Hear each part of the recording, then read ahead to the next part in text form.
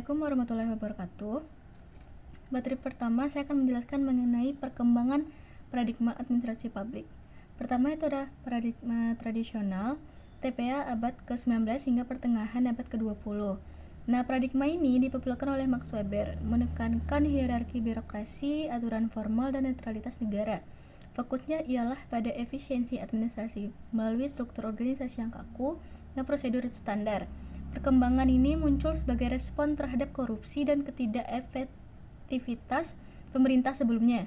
TPA menjadi dasar modernisasi administrasi di negara-negara barat dan kemudian di negara berkembang seperti di Indonesia. Yang kedua itu ada NPM atau New Public Management. Ini ada pada akhir abad ke-20 hingga abad ke-21. Ciri ini NPM mengadopsi prinsip-prinsip bisnis seperti efisiensi, privatisasi, kompetisi, dan pengukuran kinerja. Ia menekankan hasil outcome daripada proses dengan pengaruh dari ide-ide neoliberal seperti yang dikemukakan oleh para ahli seperti Christopher Hood. Perkembangan ini reaksi terhadap ketidakefektifan TPA yang dianggap terlalu birokratis. NPM ini populer di era globalisasi dengan contoh seperti reformasi di Inggris dan Selandia Baru serta di Indonesia melalui program desentralisasi dan otonomi daerah. Yang ketiga itu ada post-NPM, awal abad ke-21 hingga sekarang. Seperti yang dibahas sebelumnya, post-NPM itu menekankan kolaborasi, inklusi teknologi, serta nilai-nilai demokratis. Ini mencakup Weberia States, kembali ke birokrasi yang adaptif, digital era governance, penggunaan teknologi digital, dan New Public Governance, jaringan antar sektor. Ini muncul sebagai kritik terhadap NPM yang sering mengabaikan aspek sosial dan etis. Post-NPM ini dipengaruhi oleh globalisasi, revolusi digital, dan isu-isu seperti perubahan iklim dengan contoh seperti implementasi e-government di Eropa dan Asia. Materi selanjutnya itu ada pengaruh perkembangan paradigma terhadap praktek etika dan akuntabilitas publik. Perkembangan paradigma administrasi publik ini tidak hanya mengubah struktur organisasi, tetapi juga membentuk praktik etika, standar moral dari nilai dalam pengambilan keputusan, akuntabilitas, tanggung jawab terhadap publik. Pertama itu pada etika publik. Pertama itu ada TPA. Etika dalam TPA bersifat formal dan hierarkis dengan fokus pada netralitas, kode etik, birokrasi, dan kepatuhan terhadap aturan. Ini mendorong integritas pribadi, misalnya menghindari korupsi melalui prosedur standar, tetapi sering kurang memperhatikan nilai-nilai sosial atau partisipasi publik. Nah, implikasi ini etika menjadi lebih teknis daripada moral yang bisa mengabaikan keadilan sosial. Contoh di Indonesia itu ada birokrasi kolonial yang diwarisi yang kadang masih terlihat dalam pelayanan publik yang kaku. Yang kedua itu ada pengaruh terhadap NPM. Etika NPM ini cenderung berorientasi bisnis, menekankan efisiensi dan hasil, tetapi sering mengorbankan nilai-nilai komunal, misalnya privatisasi dapat menimbulkan konflik kepentingan, di mana etika publik ini tersaingi oleh motif ekonomi. Implikasi ini menjadi lebih fleksibel tetapi rentan terhadap korupsi jika tidak pengawasan ketat. Di Indonesia, NPM ini telah memengaruhi reformasi seperti one stop service yang meningkatkan efisiensi tetapi kadang mengurangi transparansi. Yang ketiga itu adalah post NPM. Etika dalam post NPM ini lebih inklusif dan kolaboratif seperti yang dibahas sebelumnya.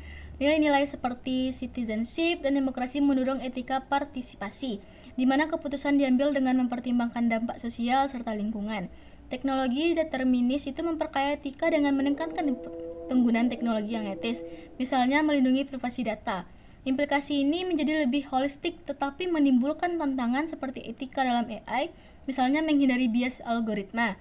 Di Indonesia ini terlihat dalam program seperti SPBE, sistem pemerintah berbasis elektronik, yang mempromosikan etika transparan. Selanjutnya itu ada pada pengaruh akuntabilitas publik.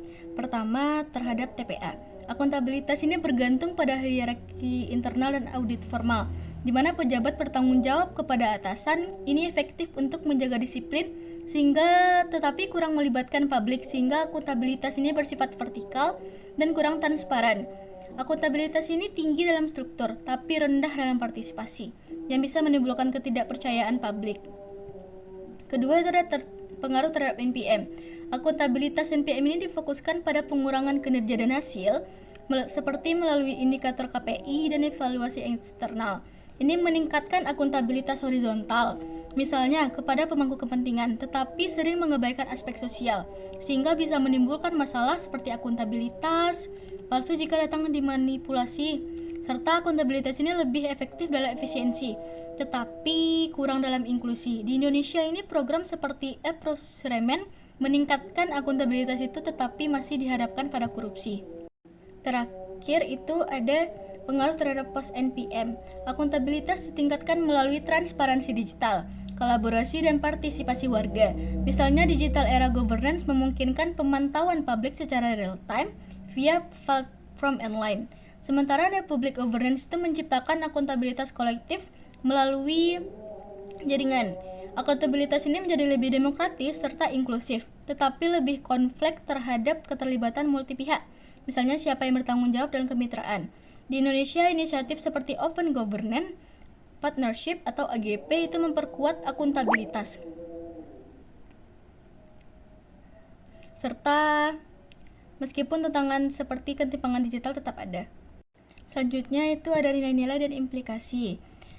Kalau materi nilai ini seperti kolaborasi atau citizenship, demokrasi dan teknologikal, determinis mempromosikan etika publik yang kuat dengan mendorong keadilan, transparansi dan integritas dalam pengambilan keputusan. Meskipun menghadapi risiko seperti konflik kepentingan atau pelanggaran privasi. Kedua itu adalah implikasi terhadap akuntabilitas publik. Dari nilai-nilai ini mencakup peningkatan partisipasi warga serta penggunaan teknologi untuk monitoring yang efektif, sehingga menjamin tanggung jawab kolektif itu tetapi memerlukan kerangka hukum untuk mengatasi tantangan seperti ketergantungan digital. Sekian dari saya ucapkan terima kasih. Assalamualaikum warahmatullahi wabarakatuh.